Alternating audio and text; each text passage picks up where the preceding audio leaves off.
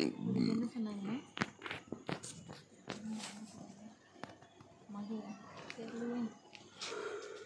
எலுமிச்சை செடி இருக்குது. எலுமிச்சை செடி தான் நினைக்கிறேன். பிரண்டை செடி வச்சுருக்காங்க. பிரண்டை, இதுதான் பிரண்டை. இது வந்து ரொம்ப ரொம்ப நல்லது, சூப்பராக இருக்கும். இது ட்ராகன் ஃப்ரூட். இதில் தான் ட்ராகன் ஃப்ரூட் வரும். அந்த செடி இந்த ட்ரம்குள்ளே வச்சுருக்காங்க. செடி ட்ராகன் ஃப்ரூட், அந்த செடி.